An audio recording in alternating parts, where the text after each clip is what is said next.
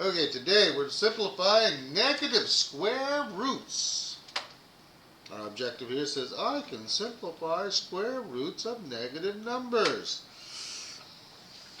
Now, whenever we look at this and we say, hey, what's the square root of negative 25? I don't know. That's why we have to come up with some way to do this. So we got to figure out what can be multiplied by itself to give me a negative 25. So that's where we have to go and add our little critter here called I, which is an imaginary number. The definition of I is so that if I multiply I times I, that will equal negative 1. Or I is equal to the square root of negative 1.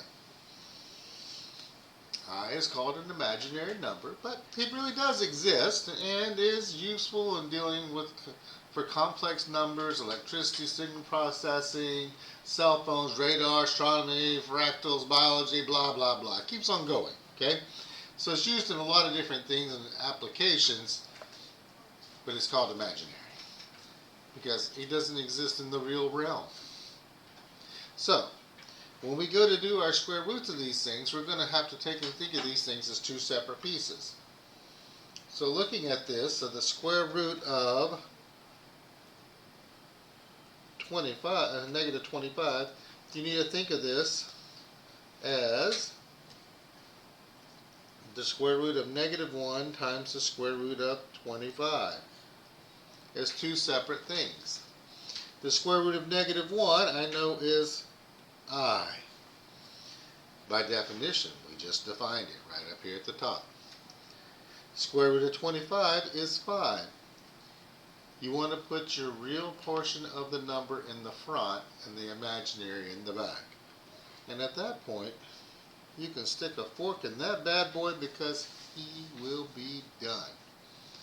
Same thing we've been dealing with and working with simplifying our radicals. But now we just have to deal with a negative as well. And as long as you pull them out separate like that, life is grand. So looking at our next example here, it says the square root of negative 100ths. That would be like saying the square root of negative 1 times the square root of 100. Negative 1 is I. And then the square root of 100 would be 10. So I got 10I as our final answer. Now this next one's got a few more pieces and parts to it. I've got 3 times the square root of negative 12. So this 3 is just going to be chilling out front waiting to see what's happening with that radical. Well, I'm going to separate this as to the square root of negative 1 times 4 times 3. And I chose 4 because 4 is a perfect square that goes into 12 evenly. So my 3 is still just hanging out front, waiting to see what's happening here. Well, out of this I can take the 4 out, becoming 2. I can take the negative 1 out, becoming I. So these two pieces are done. I've got left inside the house a square root of 3. I now have to put these two pieces together. A little bit of distribution. 3 times 2 is 6. So my final answer would be 6 square root of 3 I. It's just more proper to put the I at the back side. Some places you'll see it written as 6I square root of 3. They're the same, but this one here is more proper inside the box. Okay?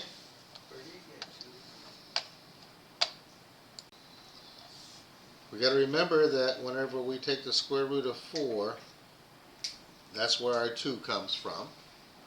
Okay? And then we put those together. After that, 3 times 2 gives us our 6. So looking at our next example here, I've got square root of negative 72. So I've got negative 1 times, now 72, if I divide this by 2, I get 2 and 36. I'm going to stop there because 36 is a perfect square.